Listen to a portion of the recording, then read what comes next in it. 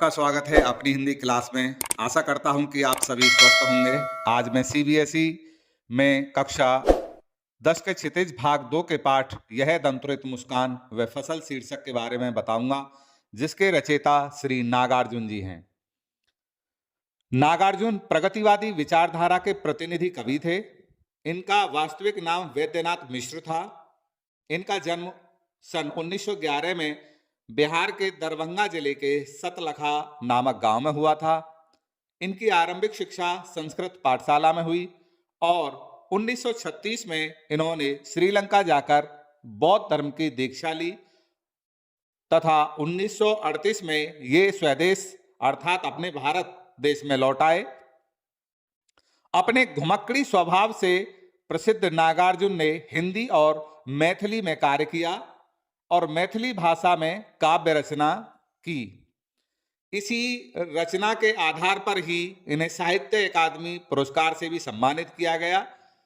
सन 1988 ईस्वी में इस महान विभूति का देहावसान हो गया। इनके द्वारा रचित पहला ही शीर्षक है यह दंतुरित मुस्कान। यह दंतुरित मुस्कान जो इनका शीर्षक है, इसके अंतर्गत इन्होंने जो कविता लिखी है वो इस प्रकार है। तुम्हारी यह दंतुरित मुस्कान मृतक में भी डाल देगी जान, धूल धूसर तुम्हारे ये गात, छोड़कर तालाब मेरी झोंपड़ी में खिल रहे जलजात, परस पाकर तुम्हारा ही प्राण पिघल कर जल बन गया होगा कठिन पाषाण, छू गए तुमसे कि झरने लग पड़े शेफालिका के फूल, बांस था कि बबूल। अर्थात इस कविता में कवि नागार्जुन ने शिशु की मनोहारी मुस्कान का वर्णन करते हुए बताया है कि उसकी मुस्कान अर्थात एक छोटे शिशु की जो मुस्कान है, जो मुस्कुराहट है, वो मृतक प्राणी में भी जान डाल देती है।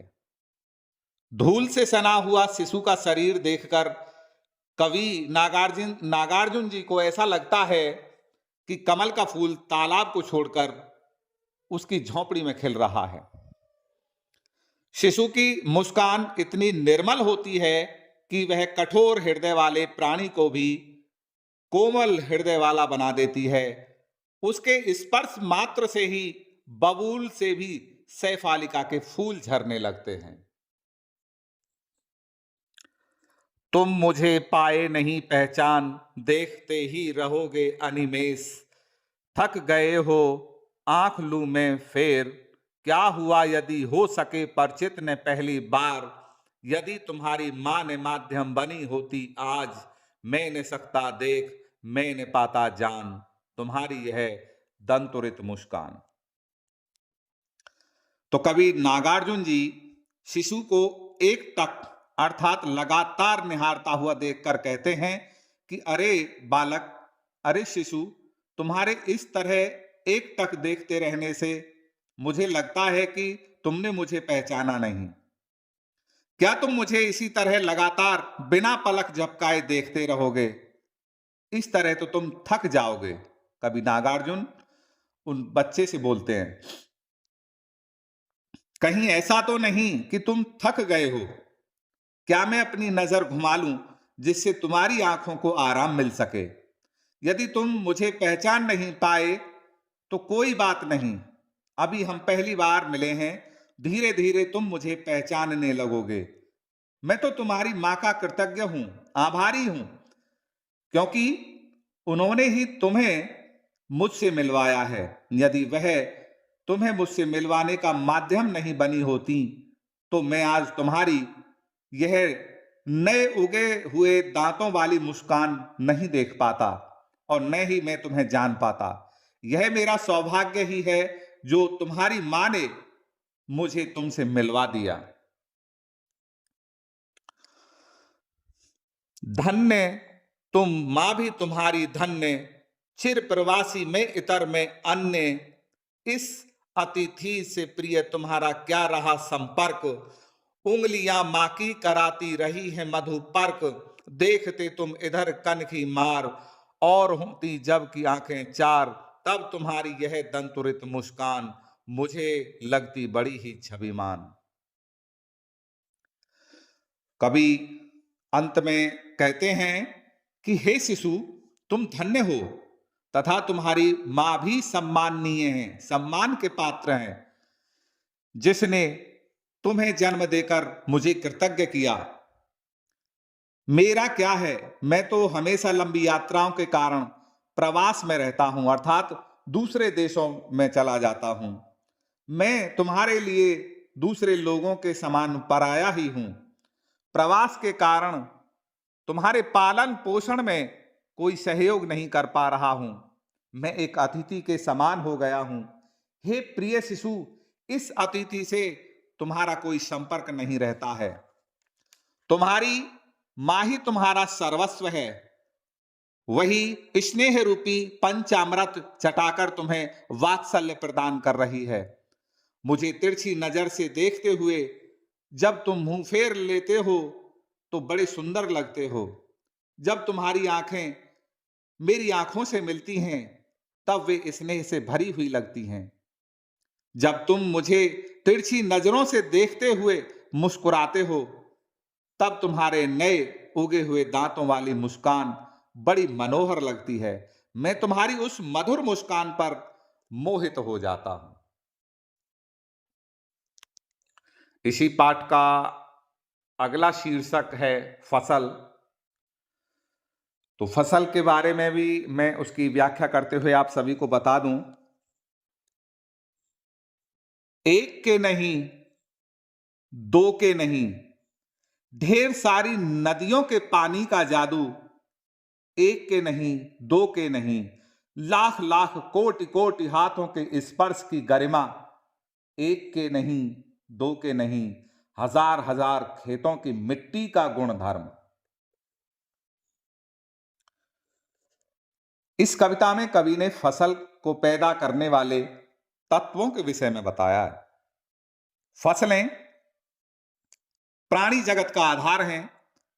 कवि नागार्जुन फसल के महत्व पर प्रकाश डालते हुए कहते हैं कि फसलों के फलने फूलने में केवल एक दो नहीं बल्कि ढेर सारी नदियों के जादुई प्रभाव का सहयोग है। अनेक नदियों के पानी से सींचने के बाद फसल पककर तैयार होती है। इन फसलों को तैयार करने में एक या दो नहीं बल्कि लाखों करोड़ों किसानों के हाथों के स्पर्श की गरिमा समाहित होती है। अर्थात करोड़ों किसानों तथा मजदूरों द्वारा फसल को तैयार किया जाता है। उन सबके पसीने और परिश्रम के फल स्वरूप ही फसल तैयार होती है। एक दो नहीं बल्कि हजारों खेतों की मिट्टी के स्वाभाविक गुण फसल में मिश्रित हो जाते हैं। अभिप्राय यह है कि फसल अनेक तत्वों तथा अनेक किसानों मजदूरों के मिलकर कार्य करने से तैयार होती है। आगे है इसी में, फसल क्या है? और तो कुछ नहीं है वह, नदियों के पानी का जादू है वह, हाथों के स्पर्श की महिमा है, भूरी काली संदली मिट्टी का गुण धर्म है, रूपांतर है सूरज की किरणों का, सिमटा हुआ संकोच है हवा की थिरकन का। कवि ने कविता के माध्यम से यह बताया है कि सृजन मनुष्य और प्रकृति दोनों के ही सहयोग से संभव होता है। कवि प्रश्न करता है कि खेतों में लहलहाती फसल क्या है? वह स्वयं ही उत्तर देते हुए कहता है कि इन फसलों का स्वयं का कोई अस्तित्व नहीं है, बल्कि उनको पुष्ट करने में, उनको पकाने में, उनको मजबूत करने में ढेरों नदियों के पानी का जादुई प्रभाव तथा किसानों का परिश्रम एवं मिट्टी के गुण का सहयोग होता है। कोई फसल भूरी मिट्टी में अधिक पैदावार देती है, कोई काली मिट्टी में, तथा कोई फसल संदली मिट्टी में अधिक अन्न उत्पन्न करती है। फसल के हिसाब से ही मिट्टी की उपयोगिता सिद्ध होती है, अर्थात मिट्टी के गुणधर्म के आधार पर ही फसल बोई जाती है। मिट्टी एवं पानी के साथ फसल के लिए धूप एवं हवा भी महत्वपूर्ण है। इनके बिना फसल की कल्पना भी नहीं की जा सकती। फसल सूरज के बदले स्वरूप का ही परिणाम है तथा हवा की थिरकन भी सिमटकर संकोच के साथ फसल में समा जाती है। भाव यह है कि फसल को पैदा करने में मनुष्य एवं प्रकृति दोनों का सराहनीय योगदान है। दोनों ही एक दूसरे के पूरक हैं। इस पाठ की जो व्याख्या है वो यहीं पर समाप्त होती है।